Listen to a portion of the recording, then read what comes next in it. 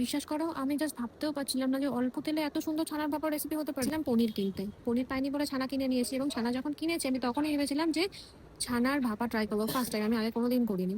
জন্য ইউটিউবে ভরসা, রাত্রেবেলা অনেক কটা ভিডিও দেখে আমি পুরো পাজল হয়ে ঘুমিয়ে পড়েছি। সকালবেলা উঠে আমি মনস্থির করলাম যে আমি আমার মতো করে ট্রাই করবো।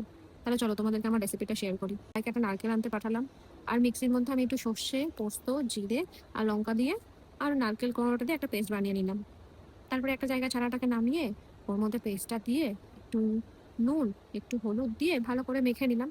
মাখার পরে একটা টিফিন বক্সের মধ্যে দিয়ে ওটার মুখটা আটকে দিয়ে, সরি, ওপরে এক মুটকি সর্ষের তেল দিয়েছিলাম আর তার সাথে 3টে লঙ্কা চিড়ে দিয়েছিলাম। আচ্ছা, আমি এখানে একটা জিনিস বলিনি, আমি এর মধ্যে কিন্তু একটা রুই মাছও দিয়েছিলাম, মানে মশলাটা মাখিয়ে একটা রুই মাছ দিয়েছিলাম। যেহেতু আমি মাছ ভাজাটা এখন কিচ্ছু খাচ্ছি না, সবটাই জাস্ট তেল ছাড়া, তার জন্য মাছটাকে ওর মধ্যে দিয়েছিলাম।